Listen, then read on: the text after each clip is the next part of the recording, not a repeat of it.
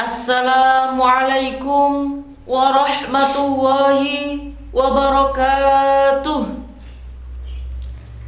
Alhamdulillahi rabbil alamin.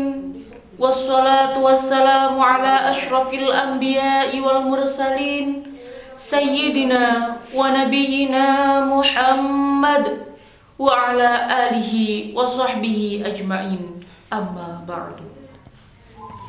Tiada kata dan ungkap rasa yang patut kami haturkan, melainkan selaksa puja dan samudra syukur kepada Sang Sutradara alam semesta, King of the King, Allah Subhanahu wa Ta'ala.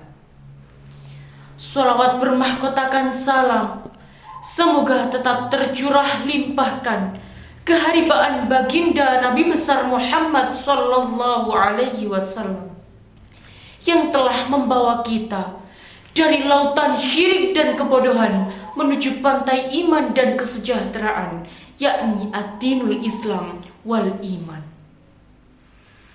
Hadirin yang dirahmati Allah, dalam kesempatan kali ini saya akan menguraikan sedikit tentang pemuda dan tantangan global. Ma'asyiral muslimin rahimakumullah. Amerika boleh bangga dengan super powernya. Jepang boleh bangga dengan teknologinya. Indonesia pun boleh bangga. Tapi apa yang harus kita banggakan? Apakah dengan korupsinya? Apakah dengan kolusinya? Atau dengan nepotismenya? Tidak. Lantas, apa yang harus kita banggakan? Yakni para pemuda Indonesia. Mengapa? Karena pemuda adalah titisan Sang Bagaskara yang menyengatkan bumi. Setiap kehangatannya mampu memberikan keteduhan untuk berpikir jernih serta belayan cinta untuk negeri. Pemuda memberikan pesona di setiap langkah-langkahnya yang membahana. Di setiap sendinya mengalir semangat untuk persatuan dan kesatuan. Di tulang rusuknya terbakar semangat yang membaja. Dan di pundaknya terdapat beban berat yang tidak semua orang mampu untuk memikulnya. Shahibul karimah. Pemuda adalah penggerak, idealis, memiliki keberanian, serta menjadi inspirator dengan gagasan dan tuntutannya. Generasi muda adalah generasi penentu perjalanan bangsa di masa berikutnya. Pemuda adalah motor penggerak utama suatu perubahan. Pemuda seharusnya diakui perannya sebagai kekuatan pendobrak perubahan dalam masyarakat. Sejarah menunjukkan bahwa dari tangan-tangan para pemuda perubahan terjadi. Para pemuda yang berani menumbangkan rezim diktator, para pemuda yang mengubah orde lama menjadi orde baru, hingga saat ini kita berada di era reformasi. Tak kalah penting dalam sejarah dakwah Islam, pemuda memegang peranan yang sangat penting. Di dalam Al-Quran banyak dikisahkan tentang keberanian para pemuda. Seperti Abdullah bin Mas'ud yang menjadi salah satu ahli tafsir terkemuka di dunia. Sa'ad bin Abi Waqqas yang menjadi panglima perang yang mampu menundukkan Persia. Kemudian 7 orang pemuda yang sangat tangguh keimanannya dalam mempertahankan kemurnian iman yang bersemayam di dalam dadanya. Mereka sanggup menjalani hukuman berupa penderitaan. Mereka memilih hidup menderita di gua perasingan demi keselamatan akidah dan tegaknya agama Allah. Mereka tidak pernah berubah keyakinannya meskipun diberi godaan berupa harta, tahta, dan wanita. Atas dasar itulah mereka mendapat piagam penghargaan yang tak ternilai harganya.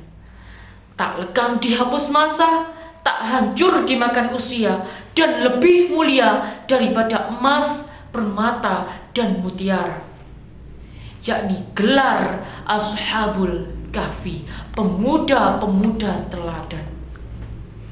Diabadikan kisahnya di dalam Al-Quran, surat Al-Kahfi ayat 13. A'udzu billahi minasy syaithanir rajim. Bismillahirrahmanirrahim. Nahnu naqussu 'alaika naba'ahum bil haqq. Innahum fityatun amanu bi rabbihim wa zidnahum huda. Al-ayah, yang artinya, kami ceritakan kepadamu suatu kisah nyata kebenarannya, yakni para pemuda Ashabul Kahfi. Mereka beriman kokoh kuat terhadap Tuhannya. Oleh sebab itu, kami perkokohkan keimanannya dengan petunjuk kepada mereka. Hadirin yang dirahmati Allah, mereka semua adalah pemuda di masa lalu yang tidak kita temukan saat ini. Kini, sosok pemuda idealis sudah terkikis oleh benturan dari sistem kapitalis. Pemuda, khususnya mahasiswa, yang menyandang gelar sebagai kaum intelektual yang seharusnya mampu melakukan perubahan, pada kenyataannya kini telah ditidurkan oleh sistem kapitalis. Generasi muslim mengalami problematika secara struktural dan mendasar, sehingga berdampak pada permasalahan cabang yang saat ini mereka hadapi. Sistem kapitalis telah menjadikan para generasi muda, termasuk generasi Islam, menjadi bagian dari sistem tersebut. Sistem-sistem itu mengubah pemikiran generasi muslim saat ini, sehingga kaum muslim kehilangan identitasnya sebagai khairul ummah. Dari sekian banyak pemuda yang terjangkit virus kapitalis, namun insya Allah masih tersisa para generasi muda yang idealis, yang berjuang atas nama Islam, bukan atas kemanfaatan semu. Pemuda yang gagah berani, yang hidupnya hanya didedikasikan untuk kejayaan Islam semata. Pemuda yang siap menghadapi tantangan global, sanggup memikul beban dakwah, bersedia berkorban, serta mampu menghadapi berbagai siksaan dengan penuh kesabaran. Mereka akan mendapatkan kebaikan, rahmat, ampunan dari Allah Subhanahu wa Ta'ala. Mereka inilah yang disebut orang-orang muflih, yakni orang-orang yang beruntung. Dengan dilandaskan akidah dan thaqafah yang sahih, generasi muslim dapat menyandang kembali gelar terbaik dari Allah, yakni khairul ummah. Tentunya hal ini hanya dapat terjadi tatkala syariah Islam diterapkan secara menyeluruh sebagaimana 1380 tahun silam ketika kekhilafahan Khulafaur Rasyidin. Oleh karena itu, wahai pemuda, marilah bergerak menyatukan diri dalam barisan dengan keistiqomahan dalam kebenaran. Karena sesungguhnya faktor utama kekalahan dan melemahnya peran umat Islam bukanlah terletak pada kuatnya musuh Islam, tetapi disebabkan oleh perbuatan kemaksiatan yang dilakukan. Kemaksiatan terbesar terutama berupa sikap menyekutukan Allah, serta tidak memperdulikan lagi atas berbagai aturan dan syariat yang diperintahkannya. Ma'asyiral muslimin rahimakumullah, sedikit singgungan. Masa muda merupakan masa yang penuh dengan cita-cita, penuh dengan harapan, penuh dengan romantika kehidupan yang indah. Keindahan masa muda biasanya ditandai dengan bentuk fisik yang masih kuat, berjalan masih cepat, pendengaran masih akurat, kulit wajah indah mengkilat. Meskipun ditumbuhi banyak jerawat, tetapi tidak gawat karena masih banyak obat-obat di toko terdekat. Hadirin yang dirahmati Allah, demikianlah uraian dari saya. Apabila ada kekurangan, semata-mata dari saya sebagai insan yang dhaif Dan saya mengucapkan mohon maaf yang sebesar-besarnya.